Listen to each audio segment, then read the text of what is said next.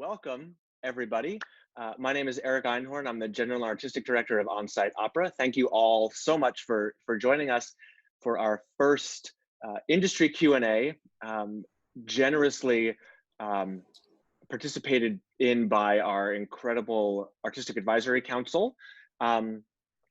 Just a couple of general housekeeping things, and this is our first time doing one of these sessions. Certainly, I'm sure no one's first time on Zoom in the last 3 weeks, so everyone knows how Zoom works, I presume. But we are, as we navigate these sessions together, we'll, I'm sure, be troubleshooting and figuring out ways that they work better for us, for all of us in the discussion. So I do want to begin by saying this session is being recorded, just to let you know. Here we are. And just to give you a brief intro, if you haven't, I mean, the people are incredible speakers today, hardly need introductions, but here we go. So Mark Campbell, this librettist, who I think is writing everything, every new opera is by, someday I'm sure it feels like that. Not true. But a prolific writer, having written 36 opera libretti, lyrics for 7 musicals, text for 5 song cycles and 2 oratorios. His projects have won Pulitzer Prize in music and Grammys. As one is the most performed modern opera in history, all over the world. Also a huge advocate for education and mentorship, working with American Opera Project, American Lyric Theater, and Washington National's American Opera Initiative. And we are so lucky to have him as part of the Artistic Advisory Council. So Mark, thank you so much for being here. And Jeff McDonald is our incredible music director for On-Site Opera, having conducted some wonderful shows in less than wonderful situations that he's been put in to conduct them from, but has brought a level of incredible musicality and just raised the level of the kind of work that On-Site does in every aspect. He currently resides in Aachen, Germany, with his beautiful family. But when he's over here, he's conducting for companies like Opera Philadelphia, Minnesota Opera, Atlanta Opera, Wolf Trap, among others, Chicago Opera Theater, Toledo, Opera Omaha. Also has conducted for Gotham Chamber Opera and American Symphony Orchestra.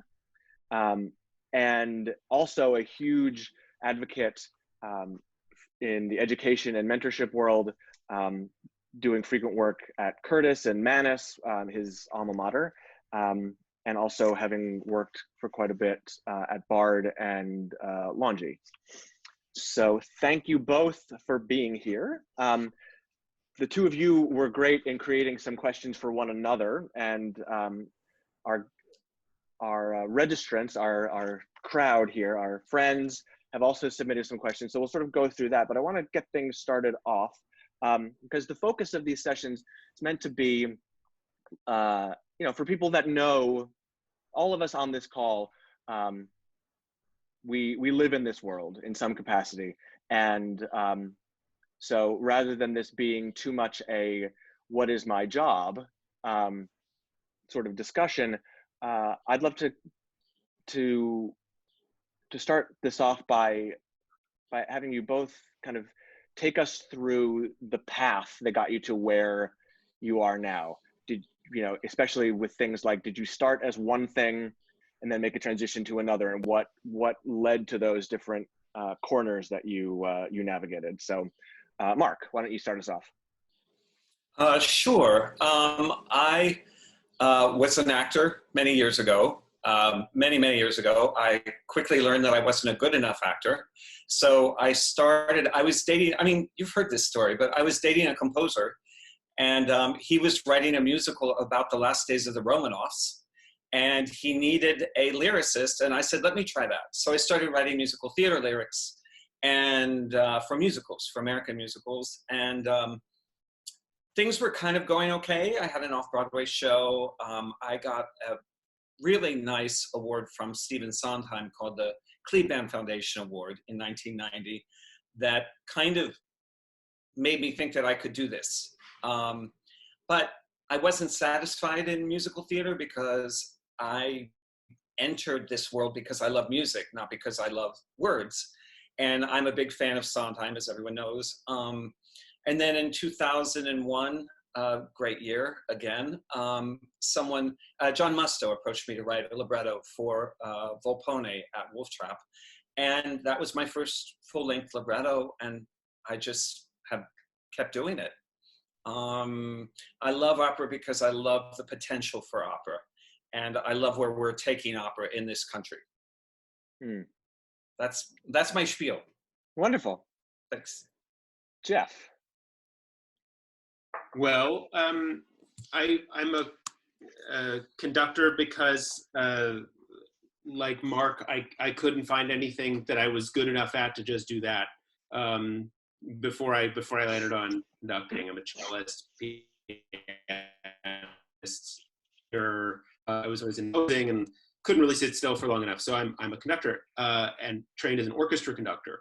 But I sort of thick-headedly didn't come to opera until relatively late for me, which in retrospect I'm glad about, because I had to really realize and choose that it was in front of me all along as the thing that I really love to do. And one of the reasons for that has surely to do with the colleagues that you get to work with, which is to say directors and singers whom I love working with. I say that mainly because this Zoom is full of many of you, but also because it puts me in contact with the dramatic process. So that that the whole aspect of creating a story with music was really appealing to me, and I had early opportunities to do some workshops for new pieces in development, and that's something that I just realized is like my milieu. I just love to be in that part of the process, and I seek it out and I relish it. So that's actually how Mark and I got to know one another, and yeah, I'm a devoted new opera guy. Excellent, thank you. So first question to Mark, since the title of today's talk is all about the new opera creation process. So let's start at the very beginning, to use some good lyrics, and talk about once you get the commission for a new piece, you talk about the kinds of involvement you've encountered from the commissioning bodies, from the producing opera companies, at various points in the creation of a new work.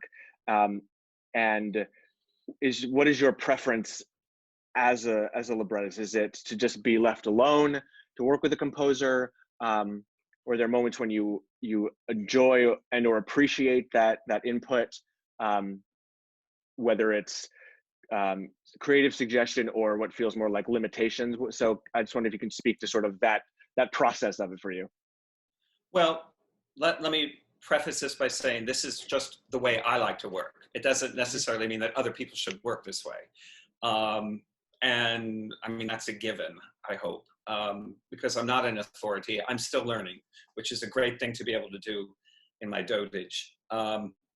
I love, if we start from the point of go, of the commission, which is a great place to start, because I have gotten to the point in my career where I say, I'm not going to write a word until I get that first check, which sounds very Hollywood, but it's actually very realistic, because if you're writing something on spec, it can be very hard to get performed. A commission for me is not so much about the money, it's about the commitment of an opera company. They're saying, we believe in this team, we believe in this story, and here's some money, start. So that's why I really like to start there. One of my first requests when I get a new commission is I'd like to know who the director is. I would like the director to be signed on as soon as possible, the stage director, because I like to use, I don't really, it's a little controversial to bring this up. I'm not a huge fan of dramaturgs and bringing them in. I only did that once, and there were two of them, and they both it turned into a pissing contest. And I found out that I needed to kind of just push them aside to figure out what I was going to do. However, stage directors, I love working with stage directors. And right now I'm working with Christine McIntyre on a new opera, and she's brilliant. Is she on this call? I don't think she is. But she's just amazing. And I love working with the stage director because I like the libretto. I like to finish at least the first act of the libretto, have a very detailed outline for everything. And I send that around to the composer, to the stage director if they're signed on, and to the producer of the opera company. And I like everyone to be on board. I don't view a producer as the enemy. I view them as someone who's paying for this and should be kept in on every decision. That doesn't mean that I will always follow what they say. That's actually something I don't do, but I will listen to what they say. Anyway, it goes to the stage director first, the libretto. In the case of Elizabeth Cree, Geoffrey and I were very fortunate in working with David Schweitzer, who's a tremendous dramaturg. And so it went to him off. Well, no, that was a little bit different. He got signed on. Yeah, that was a little bit different. But eventually, David helped me with the libretto tremendously when there were questions. And the other thing that was great about David, and this is something that we'll get into, is that David also turns out to be a great musical dramaturg. One of my issues with hiring dramaturgs for librettists is that often the problems with opera, new opera, they're usually related to the music more than the libretto. And yet we don't have a lot of people who come in and say, hey, I'm going to think, oh, well, Charles Voronin, he died, so I can say this. Hey, Charles, why do you have 10 measures of this music? What's going on stage? But we have lots of dramaturgs who are hanging around going to librettists and saying, I'm not sure that adjective in the aria that is in scene 2 is quite what you want to say. So I think the balance needs to be adjusted on that. And that's where I hope Geoffrey will talk, because I think music directors could really fill that out. And that's something that we talked about in my questions. I like the director to be on. I finish the libretto, it goes to the director. This is my ideal scenario. It goes to the director gives me her or his comments and says, like, scene 4 just doesn't make sense. I don't know what you're doing with that aria. All of that stuff, it's great, it's so helpful. And then it goes to the composer. And I'll either have, with the opera I'm working on for Des Moines, with Christine McIntyre, the composer is getting Act 1 and Act 2, the complete libretto. If I had my druthers, the composer would get the entire libretto in one, like together. Because then the composer can see the entire story and start thinking thematically, like, oh, this relates to this. What can I do musically to make this story cohere? That's my ideal scenario. And then I'll say one more thing. I was very lucky early on in my career because I started at Wolf Trap with Kim Pessinger Whitman. And she set up 3 workshops. I also started with John Musto, who is a tremendous collaborator. I was so lucky. And also our director, Leon Major. And one thing I loved about Leon is that he wanted to direct our story. He didn't want to prove himself as a director and try to make this into a portfolio piece. It was like, okay, let's do this first production the way the composer and the librettist intended it. Later, if someone wants to take it, and I hope I'm dead when that happens to me, because it will kill me if it doesn't. But I think it's important to sign a director on who wants to tell the composer the same story that the composer and the librettist want to tell. And I was very fortunate in my first experience with that. But Kim set up 3 workshops with Volpone. One was Act 1, the second one was Act 1 and Act 2, and the third one was orchestral. And I later found out that Minnesota Opera does the same thing. And it is so helpful. It is amazing. And it's my favorite part of the process, to find where the problems are, where the problems in pacing are, where if you've got a good soprano working, a mezzo like Daniela Mack, a great collaborator, or Blythe, I can name a lot of singers, who will come up to you and say, I can't get all these words out. That's your opportunity to make them better. So I've mentioned my ideal situation, 3 workshops, and no production. No, we never open. That would be great. I'm kidding about that, but it's happening a lot to me now. That's what I love. I love being in a workshop. I love working with a composer like Kevin Putz, a music director like Geoffrey, and a stage director like David. And Kevin and I, in Elizabeth Cree, I'm not kidding, virtually, we would be watching this and we would reach for our pens the same time and circle the same measure and go, there's an issue here, we can't figure it out. It always starts with feeling, it always starts with intuition. Something's not right here, and then you analyze it and try to make it better. Excuse me, and try to make it better. That's wonderful. Yeah, sorry, that was a long, I won't talk as much now. I'm gonna hang up actually, bye. No, can't do that. But want to go back to something you brought up, the sort of the dramaturg question, which I feel like we could have a whole different session about that debate. Yes.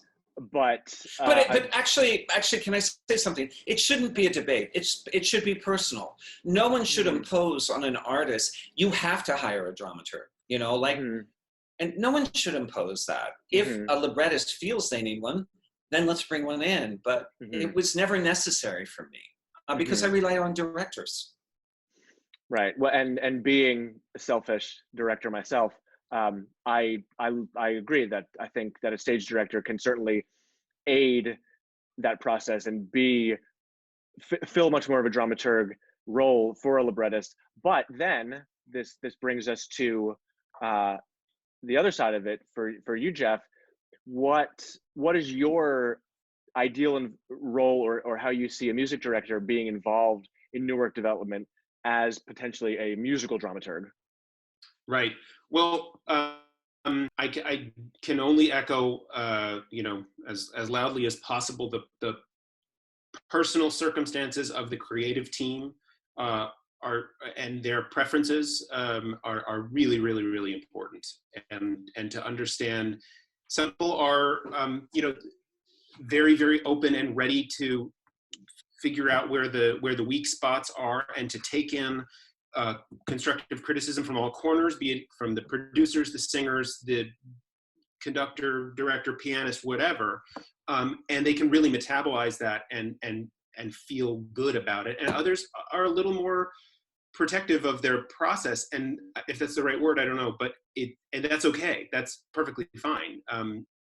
So it's I think, for me, I feel, particularly as a music director, because my job is in those, particularly in the workshop process, to decide when things start and stop, more than the director, who takes over in the staging process for that decision making. You've got to read the room really well, and that starts with the 2 people who are responsible for the sounds that you're hearing in the room. As with respect to the director and their involvement in the process, I'm really relieved when I see, if I'm going into a workshop setting, that the director has been involved already, as Mark was pointing out. If they of the piece and have dramaturged it, or even if there are sometimes, it's not uncommon even, that there are design elements of the piece already in place, that there's not just the air to breathe, but the things to see in that world. I feel good about that as a music director. I don't feel behind at all. I feel that there's now a ballast of people in the room who, while I do my work with the singers, I can turn to and let it not feel like hypercharged, pressured moments when I say, okay, so how are we feeling about what's just happened? And I know that the conversation that will ensue will happen in the room as opposed to in individuals' heads where they're freaking out about, oh my God, that didn't work once. I need to write the entire thing, in a cave. So I'm always happy to see the director be involved at that phase. Another reason is sort of selfish. I like to develop a relationship with the director. Speaking of things that could be another, therapy session maybe altogether if you're me. Conductor and director so often work parallel in our business or around each other at best, as opposed to actually with one another. Though for the multiple directors in this Zoom conference that I've worked with, I've uniformly had marvelous experiences with each of you, where we had a relationship and we actually could talk about the piece. And that can, in a world premiere, that does not really happen if you all come in having not really developed the relationship. There's just, it feels like there's too much at stake. So yeah, that's my feeling about the director being on early. I also think that in my experience, there can be too many cooks in the kitchen with dramaturgy. And I personally try to keep my, stupid opinions out of that stuff and try to let it be reflected in the work I do in the room. But are you talking about like dramaturgy or musical dramaturgy? Well, for me, I think the best way that I can create that conversation is to focus on the musical architecture even before the musical architecture is finished. So for me, that boils down to being, I suppose it's two things that if not balanced can be contradictory. One is to focus obsessively on doing what's on the page at this time. So not trying to do my version of metronome markings or tempi or whatever, but to do exactly what is there to the best of my ability in a way that I would not necessarily feel enjoined to do with standard repertoire. And the reason for that is obviously to show exactly what's there so it can be fixed. And so that can create pockets of things being wrong, and that's okay. I try to let those things be wrong. The other thing that's important to me, and as I think, Mark, you were alluding to, which is that like the mistakes are the most exciting and interesting thing. If you've created a room where that's possible, as opposed to where mistakes are full of angst. The balance that I promised to get to is that I try, while running toward things that maybe I think are probably going to be a mistake, I still try to create the overall shape as though it's the final performance so that we can feel what it'll be like. So like I don't stop for every little problem. That's where you feel like, okay, we just did 2 full minutes of that. Now I realize that there's 10 too many seconds or some transition that needs to happen isn't happening. So in that sense, it's like a soft focus on some of the mistakes. And I let those things happen in quiet conversations with the creative team, and I don't tend to talk about it in the middle of a session. Does that make sense? Excellent. Amy Owens has a question. So Jeff, I loved the way you were talking about like the culture of the creative team in order to like trust each other and have some give and take and coming in with sort of rapport. And I've been involved in some new work productions that the rapport is like clearly disintegrated before we walked into the room for the premiere. And like, the dramaturg, like the composer is not even allowed in the room, like some major problems. So I was just wondering, like in your experience, obviously individual personalities come into play, but is there a way that you found to develop a common mission and goal, like right from the outset, and to sort of develop the culture of trust so that things can move forward in a way that everyone feels respected and you get towards a good product? Well, I definitely haven't been in a situation that was that, deteriorated, at least not at that stage. So that's lucky. I'm sorry that that's happened to you. But you can see other things happen because I've been in rooms that got kind of tense. I mean, I think that's a natural part of it as well. And Mark, you can do that as well if you've had experiences about it. But I feel like my job is sort of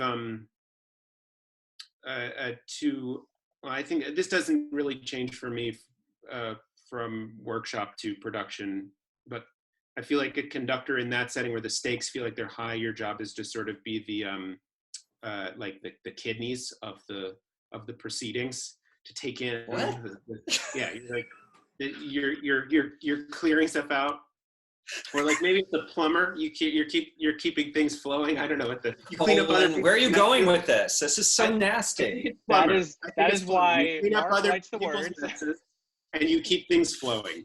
No. But I to try to give a more serious answer to it. I mean, I do think that the thing that a conductor can do when you are controlling the pause button on the rehearsal is when things need to just like get some space and not stop to nitpick. Just let a thing run for a while, even if it feels like it's kind of a mess. And you can let people, like, they have their own metabolism for that emotionally. And that can give people a little bit of a break. On the other hand, if you endlessly run things, then people get exhausted and so on and so forth. So that's its own thing. Amy, oh, sorry. I think that's... Oh, I mean, one thing I would say is that in the case of a collaboration that has broken down, where word you use is deteriorated, that's not a positive word. I mean, we should all be coming into this in a very, like, we're creating something new, something great. The producer is actually, I think, responsible to make sure that the composer and the librettist are getting along. And not, I mean, they don't have to be best friends. They don't have to be sleeping with each other. But they should at least be able to get along to create a positive atmosphere in the rehearsal room, because singers are very sensitive to all of this. No, they are, as everyone is. And if a singer picks up on that a deteriorated relationship between a composer and librettist, they won't do their best work because they need confidence in everything they do. They're so needy and desperate. No, I'm joking. But they do need confidence in what they're doing. And if they see a composer and librettist arguing in a non-productive way, it hurts everyone. It's not good. So a producer really has to, and I've seen where producers back away from any confrontation, but I'm sorry, if you're a producer, part of your job is confrontation. If a composer or librettist is acting up or they're unhappy, they have to get the composer and the librettist together and work it out. Things should not progress until that happens. You should not be in a rehearsal room with a composer and librettist who are screaming at each other. That's not good for anybody. Yeah, and just to echo on that, and yes, Amy, your comment about producer equals facilitator, absolutely, that it's we, in my experience, that is a structure that we have to set up. And often I find when commissioning a new work, going to a team, like Jeff and I will go to a composer librettist team and say, well, how many workshops do you want? And it's always, well, we would like 65 workshops, but what can you do? What is, I think creators 9 times out of 10 will look to the producer for those limitations, for the guideline, because as Mark pointed out earlier, so few people are writing on spec. It's like, you're paying for this piece. What do you want it to be? What are the resources at your disposal? And part of that burden of responsibility is facilitation and arbitration, actually, when necessary. I want to shift for just a second. Oh yes, Cassie, yes. In a in an environment of positivity between all collaborators and all that, a dramaturg can absolutely be that voice to be that intermediary to link the producer in Yes. the room, for sure. And so I want to shift for just a second, and Cassie, I believe this is something that a question that you submitted earlier on the registration, and it involves potentially a very divisive word, accessibility. And the question was, so how, Mark, I'm going to throw this at you. What are your thoughts on how to make opera accessible, and the sort of the follow on to that, which I think is even more interesting given the pieces that you've written, talking about the adaptation and what is sacred in the adaptation of pre-existing material. So there are two questions. One is about accessibility, which is a horrible word, especially to composers. They hate. I've done interviews where I said, "Oh yeah, and their music is accessible," and they've come screaming at me, "Don't never say that." And I only meant that it's not that their music isn't challenging or interesting or brilliant. It just, I'm talking to, in terms of publicity, that an audience out there is not going to be scared of contemporary opera. That's all. Mm-hmm. But a lot of composers view that word as demeaning. In terms of my work, I mean, I write for the audience. I care about the audience first. I care that they're with the story all the time. I don't care about my story. I care about what this story is and what the relationship is to the audience. So accessibility in terms of the story is extremely important to me. And we now use the word engagement instead of accessibility. But I really do care that the audience is engaged at every step of the story. That doesn't mean that I'm going to cheapen the story in some way. I'm not going to give everything up. I have done that before, and I'm aware of it. But I want the audience to be with me every step of the way. One reason I like to do that as a librettist is because then the audience can be challenged by what the music is giving them. If my words are a little bit on the simple side, forgive me for that adjective, you guys can come up with better ones, then the music, which is what opera is about, can blossom and grow and get to the heart of things the way words can. So that's my feeling about accessibility. Adaptation. A lot of people have said, oh, that my work is, I only adapt things. That's not true. It's actually half and half. I've done half original stories and half adaptations.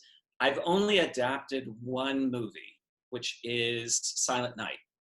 Everything else is either a book or a play. The Shining is based on the book. And that's, there's a difference in that. Because a screenplay is very much like a libretto. They're very similar. If you were to find a sister art to libretto writing, it would be screenplays. And I can name a lot of similarities, but we're pretty much aware of them because we're already in the business. Very few words, things moving in a different way. I think they're more related than, for me, a libretto is more related to a screenplay than a play. So that said, adaptations, when I do an adaptation, the rules are the same. I've got to tell a new story. I don't care what this story is. I want to be true to the spirit of it, but I can't. I mean, The Shining does not have an intermission. And I have to create a story that leads towards an intermission because we wanted it to be a two-act opera. And so I will put a lot of events in the novel close together so that the audience comes back and has many questions about what will happen in Act 2.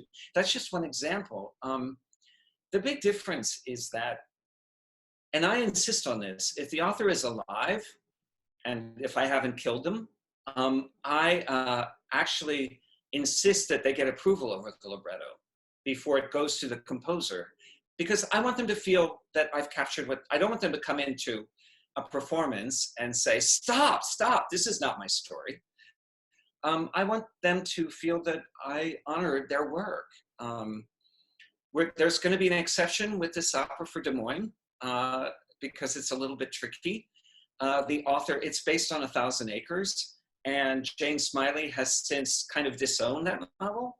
So it's a complicated relationship. I'm telling you guys way more than I should be because the opera has not been announced. But that one I'm a little bit worried about. So far, I have a really good track record on getting approval. So maybe this will be the one that doesn't happen. I can't hear Cassie, you. Sorry, I didn't follow my own rules. Cassie, do you wanted to toss in a follow-up on Accessible?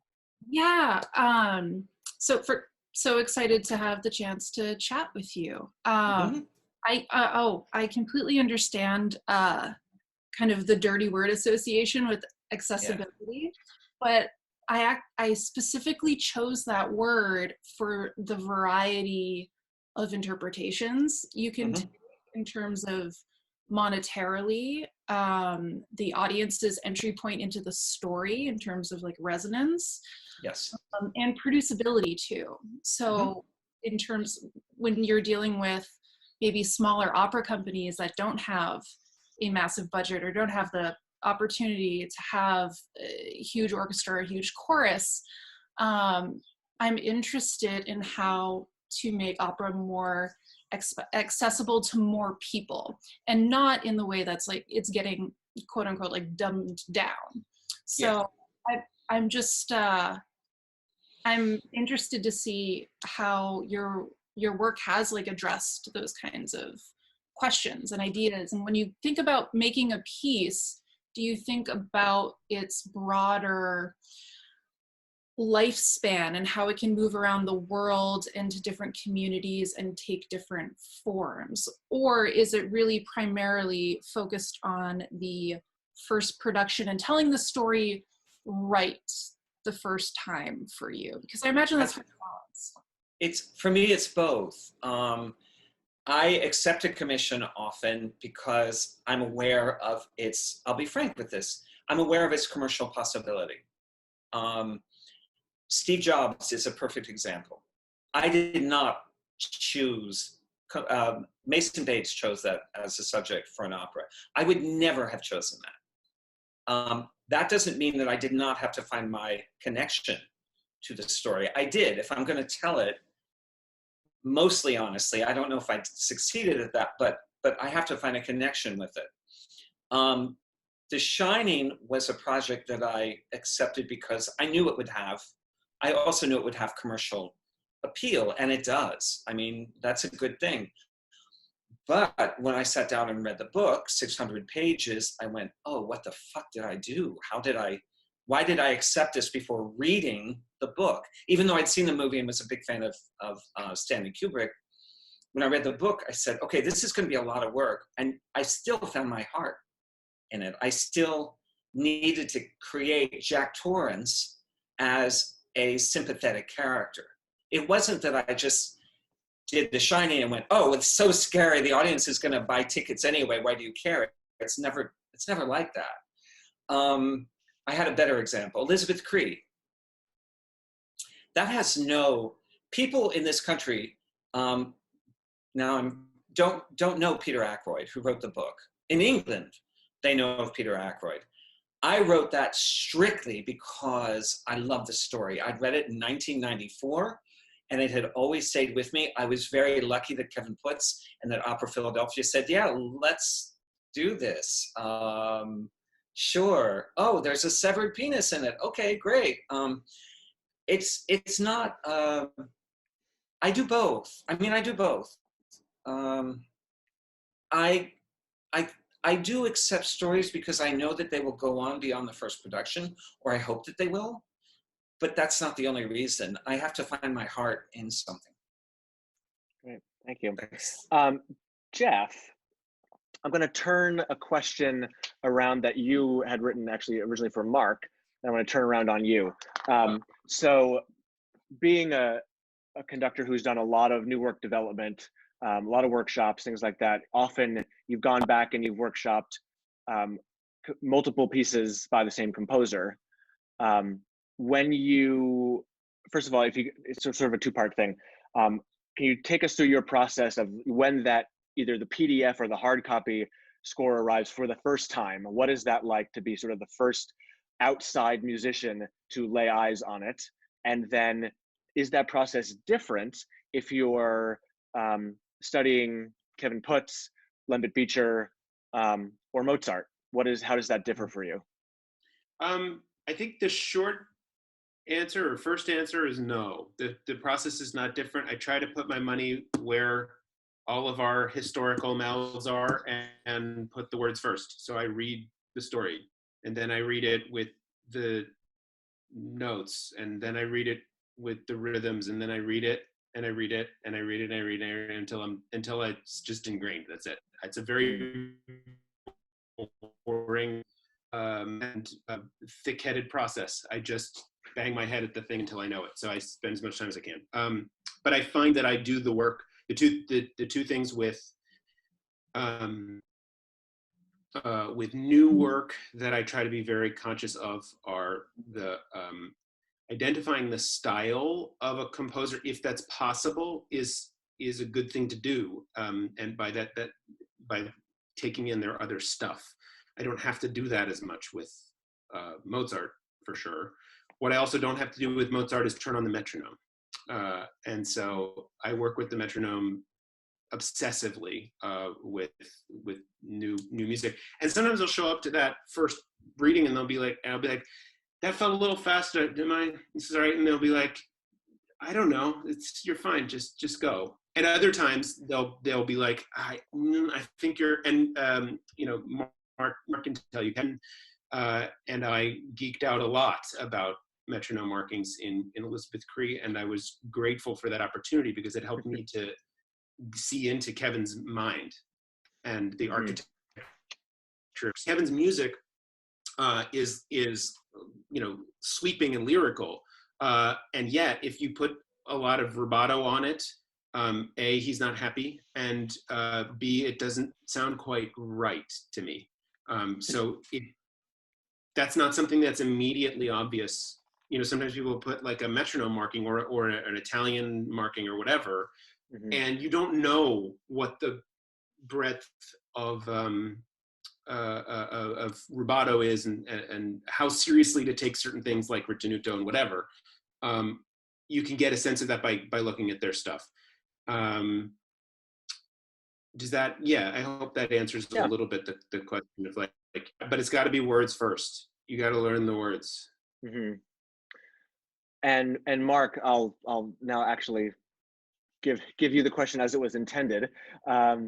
Given your repeated long-standing relationship with several composers, when a new project comes up with a specific composer, does that inform the language that you use? Or is your voice, would you say, it's consistent across all of that? Now, wait a minute, I have to jump in here because I wrote this question. Okay, go ahead, sorry. I want Mark to actually answer this specific question, which is, you want me to name names? Yeah. If Netflix came to you and asked you to write Tiger King the opera, would you compose a different libretto if you knew it was going to be, say, somebody you've worked with a lot like Kevin, or somebody else you've worked with a lot like Laura Kaminsky or John Musto? Okay, I have not seen Tiger King yet. I'm avoiding it. I'm sorry, but I'm not going to join that cult. Yeah, I'm just going to sign up then. I'm pretty sure that it causes COVID-19. Just saying. Yes, absolutely. If I'm writing a piece that, for example, requires good comic chops, there are a lot of composers who don't know how to write comedy. They cannot write comedy. There are a lot of composers who cannot, I don't know how to say this, but they can't write warmly. If I'm going for the heart, they won't necessarily know how to do that.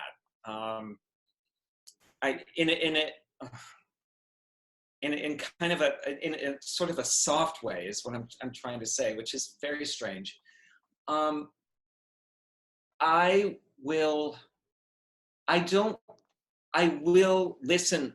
Okay, if I'm starting a new commission with a composer I've not worked with a lot, I will listen to their music a lot because I want to hear what their strengths are and what their weaknesses are. And if I hear that they can do a crazy expansive melody, I will write a story that allows for that, because that's a good thing. You know, if the story permits that, I will just push it a little bit longer, a little bit more in that way, so that we get the composer's best music. For me, the best composer can do everything. They can go for the heart, they can go for the humor, they can write efficiently. Even you were talking about Kevin's music in Elizabeth Cree. If there's too much rubato, yes, you're right, because we wrote that as a machine.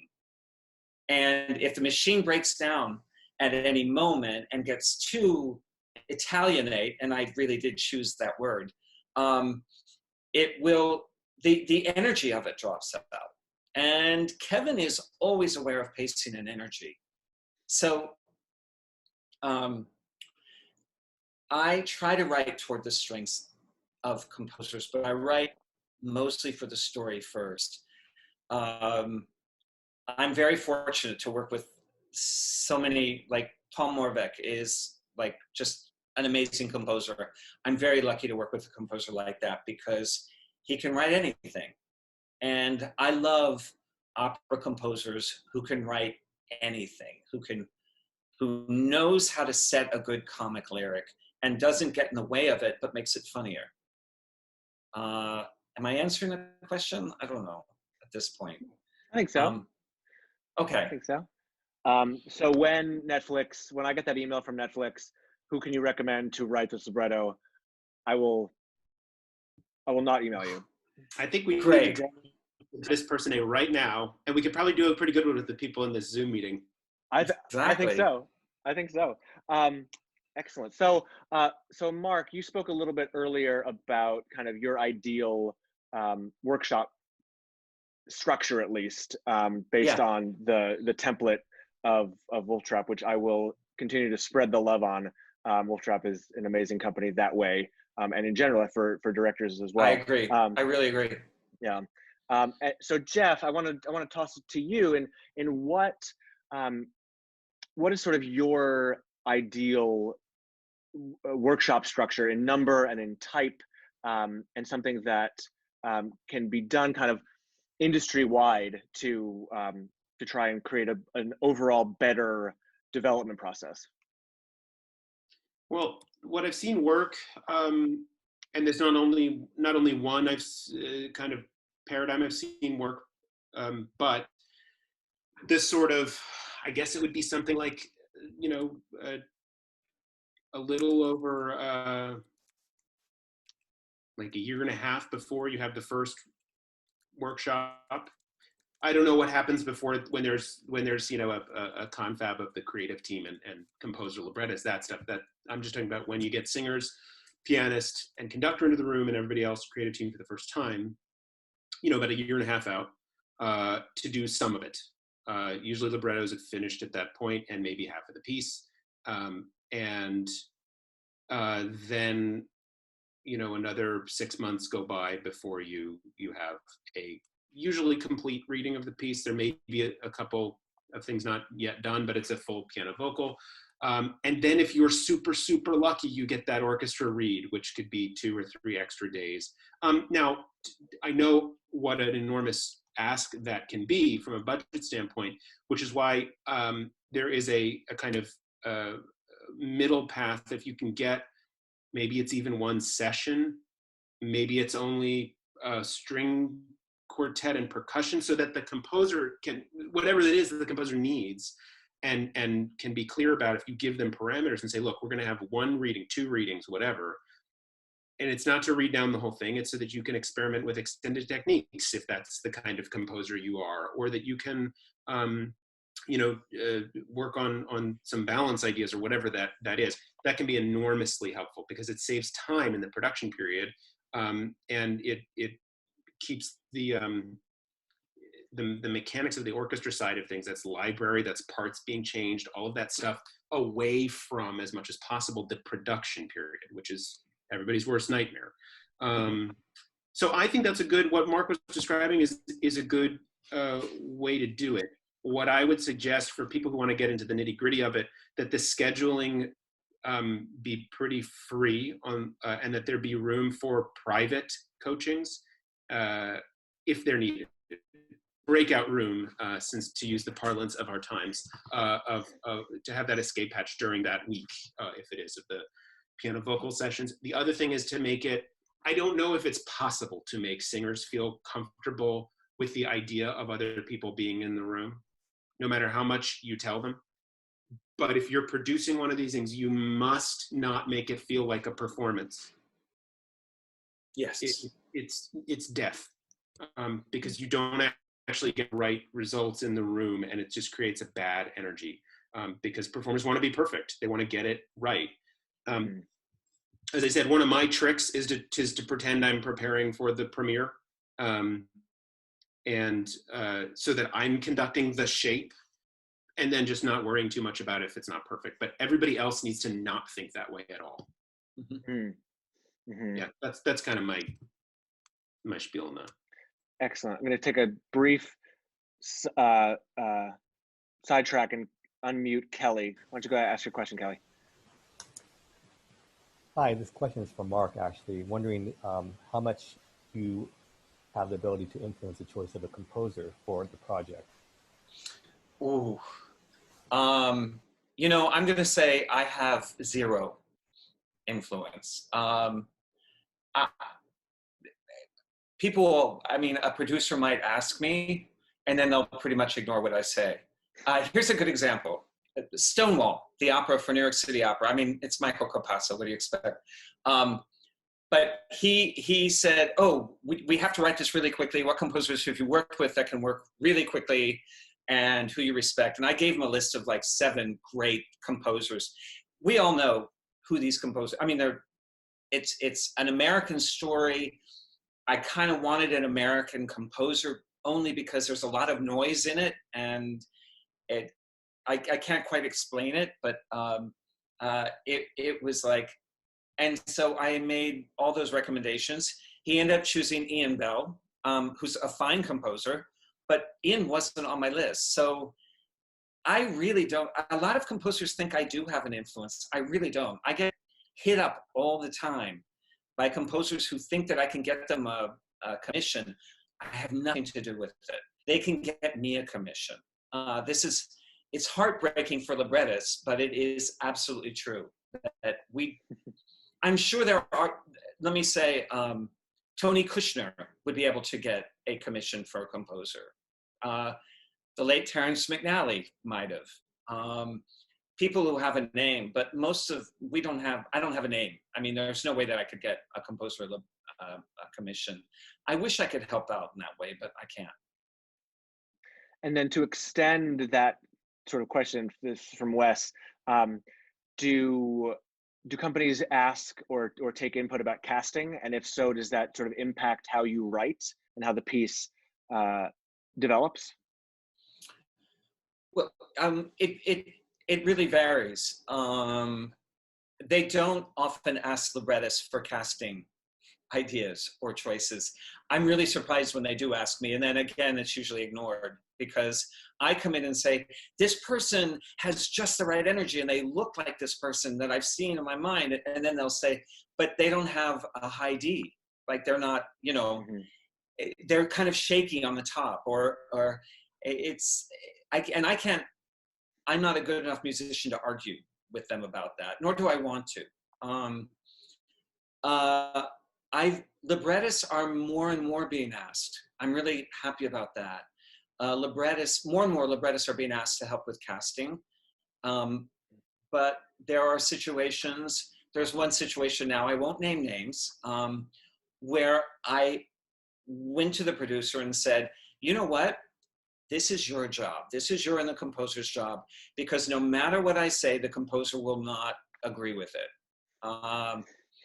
You just have to know where the situation is. Here's a good example. Minnesota Opera came to both Preeti and Ryan and Dale and Karen Quisenberry came to us with casting Edward Tulane. And Paula and I both said, we want interracial casting. You cannot write an opera that is intended for a family audience Not that every opera should actually aspire to this. I agree, but we're creating in a certain way an aspirational world, and so we both insisted that, for example, the first couple that we see, married couple in the opera, is interracial, just because I want young people to see that there is nothing to that. But they were receptive. I mean, they didn't say, well, we can't do that. Our subscription will, you know, I don't have that much say, but it's improving. It's for librettists. Mm-hmm. It's the same with directors. How do you even handle that? What I really found appalling when I first started working in opera is that the director often comes to the first day of rehearsal meeting the cast for the first time. That is the strangest thing. We don't do that in theater. You would never do that in theater. And yet in opera, it's perfectly fine. And then the director has to make sense of this performer who is totally wrong for this part. It's up to the director and the conductor to make that work. And that's not the way it should be. Yeah. More on that next week in the director. Oh, fuck, chat. we're at. But I just want to wrap up with one final question to both of you. I'll start with you, Jeff. What is that one piece of advice or that one skill to hone for somebody currently in the business looking to either transition to working on new opera or sort of start to peek behind the curtain of conducting? What would you advise?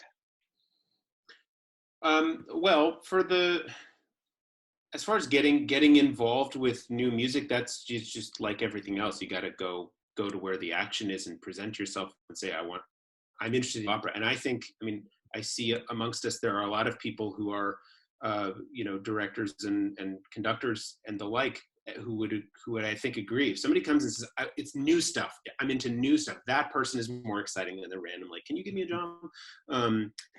So there's that. I think in general, just at least judging from what seems to work, or if I can put anything out there for the music staff and singers that I would suggest respect to new stuff, is I have rarely come across a composer or librettist who, as Mark has already indicated from the very beginning of this, not been excited to have a constructive back and forth with a singer. They really like to hear about what vowel is not working for them at their passaggio, what text feels like it's a little, just if it were a 5-tuplet as opposed to 4/16 and whatever, and I'm not saying that everybody should go and compose for the composer, but just to get that feedback of like, I'm personally struggling with this, instead of not feeling like I have to be perfect and I have to nail it the first time. Just say like, this is that kind of conversation, that honesty and vulnerability is something that I think the creative team seems to really, really appreciate, rather than be afraid of. So I personally, I'll try to take that advice too, and also say if I think something feels weird to me. I always do it in private. Mm-hmm. Excellent. And Mark, what to aspiring librettists and theatrical writers? Well, let's not talk about. To aspiring librettists, because I don't think there's an aspiring librettist on this call, which dismays me a great deal. Oh yes, okay, sorry. Thank you. That was rude of me. Please forgive me. And you guys should email me and let me know what you need, okay? Because I'm not aware of everyone. That sounded condescending. I didn't mean it that way. But do email me, okay? My feeling, because I can talk about how librettists can have a career path. That's easy. I know what has worked for me. I would rather say, to kind of springboard off what Jeff said, is that if you want to work in opera, you've got to be a good collaborator. You have to be able to listen. Yes, you go and work in your own room and you come forward with something, and the composer comes forward with something, the director comes forward with something, the conductor, the singers, everyone comes forward with something. But you have to listen to everyone else. And That doesn't mean do what everyone else says, but just be open to it. I can't tell you how many times a stage director has saved my life, and conductor, and a singer, actually. Singers have brought up great things in inconsistencies in the stories I'm telling. So I think a great collaboration, being a good collaborator is the first thing you should learn how to do in opera. Learn how to listen. Everyone wants something to be a success. It drives me crazy when a composer says, the producer's sabotaging my work. Why would they ever do that? Everyone wants something to succeed. And by the way, in terms of this whole community, which we should be talking about, when one opera succeeds, we all do. So we should all be happy about that and not envious of it. It means something to all of us. It means that the art is moving forward and that more new operas will be produced. So that's just a big general no. And that's a fantastic way to Theo just said, preach, right. Preach. He's right. For the Mark Campbell Power Hour next week. Sorry. No, this is exactly why we wanted to gather this group. But those are wonderfully inspiring words from both of you to end on. I want to thank you both for leading this conversation. I want to thank all of you for watching and for sending your questions in. Feel free to email us with any thoughts about the structure, the pacing, all those things. We want to make these as great and helpful as possible. We have 5 more sessions over the next week. So tell your friends, register for more. We'd love to see you and get your questions. So thank you again, honestly, Mark, you guys, you really can email me. I really encourage that, because this was only an hour and it went by so quickly. I'm surprised. Okay. Excellent. Thank you both. Thank you guys. all. Stay safe. Bye. Bye, everybody. Bye-bye.